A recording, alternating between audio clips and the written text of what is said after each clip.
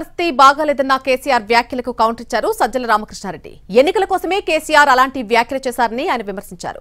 7 విలీన మండలాల ప్రజలు మళ్లీ తెలంగాణలో కలవాలని కోరుకోవడం లేదని, జగన్ అందిస్తున్న పథకాలు బాగున్నాయని వారంటున్నారని చెప్పారు సజ్జల.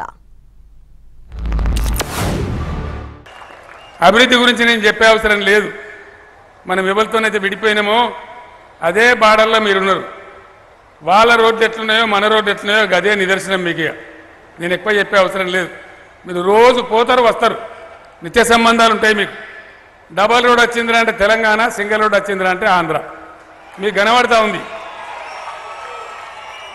మనం ఎట్లా బతుకుతామో ఏమో అని వాళ్ళు బాగా రందిపడ్డారు. మీకు బతకత్త ఆదాయం మేము పోతే మీకు పరిపాలన చేస్తుందా అన్నారు. అదే వాళ్ళు వచ్చి మళ్ళీ మన దగ్గర ధాన్యం అమ్ముకుంటారు. ఇప్పుడు వరి ధాన్యం మన దగ్గర పేమెంటు ఇమ్మీడియట్గా ఇస్తూ ఉన్నాం, బ్యాంకులో పడతా ఉంది. వాళ్ళు వచ్చి ఇక్కడ అమ్ముకునే పరిస్థితి ఉంది. అట్లా అన్నీ కూడా తేడాలు మీకు కనబడతాయి. ఒక ఆయన లాస్ట్ ముఖ్యమంత్రి ఉండే కిరణ్ కుమార్ రెడ్డి గారు పుణ్యం కట్టుకొని టీవీ ముందు కూర్చొని ఆయన కర్ర పట్టుకొని చూపించాడు. ఇగో ఇట్లయితుంది ఇట్లయితుంది, తెలంగాణ కటిక చీకటి అయిపోతుంది, మీ కారు చీకట్లు వస్తాయని చెప్పింది. ఇలా మన దగ్గర లైట్లు వెలుగు జిలుగులు ఉన్నాయి, వాళ్ళే చీకట్లు ఉన్నారు తప్ప మనం లేం. ఎవరైతే మనకు శాపం పెట్టిండ్రో ఆయనకు అక్కడ ఎన్నికలు వస్తున్నాయి కాబట్టి ఏదో మాట్లాడాలని మాట్లాడుతున్నారు.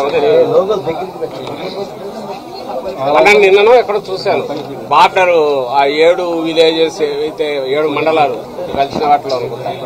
అక్కడ పోయి ఎవరో సర్వే చేస్తే మీరు మళ్ళీ తెలంగాణకు వెళ్తా, ఇక్కడ పొరపాటు కూడా అక్కడ వెళ్ళాము, ఇక్కడ ఉన్న సౌకర్యాలు అక్కడ లేవు, మాకు జగనన్న ఇస్తున్న పథకాలు అక్కడ లేవు అని వాళ్ళు అన్నారు. అది కూడా కనపడుతుంది. It all depends on priorities.